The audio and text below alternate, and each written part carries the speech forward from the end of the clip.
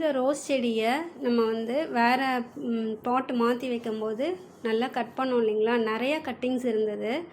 அந்த கட்டிங்ஸ் எல்லாத்தையுமே நான் வந்து ஒரு நர்சரி கவர்லேயும் ஒரு தொட்டிலையுமே நட்டு வச்சுருந்தேன். கிட்டத்தட்ட ஒரு 40 கட்டிங்ஸ் வந்தது. அது எல்லாத்தையுமே நான் நட்டு வச்சுருக்கேன். அதுக்கு என்ன வந்து நான் மண்கலவை தயார் பண்ணேன்னா, செம்மண், ஆட்டு எரு, கொஞ்சம் வந்து கோகோ பிட்டு, ஆட்டு எரு, அதுக்கப்புறமா மணல், இது 4 மட்டும் நல்லா மிக்ஸ் பண்ணி ஒரு தொட்டியில் போட்டு அதில் வந்து எல்லா கட்டிங்ஸையுமே வந்து லைனாக நட்டு விட்டுட்டேன். அதுக்கப்புறமா வந்து கவர்லேயும் கொஞ்சம் நட்டு வச்சுருக்கிறேன். இது எல்லாமே வளருதா எப்படி இருக்குன்னு அப்டேட் வந்து இன்னும் ஒரு 15 to 20 days கழித்து நான் வந்து அதை எல்லாத்தையுமே உங்களுக்கு அப்லோட் பண்ணுறேங்க.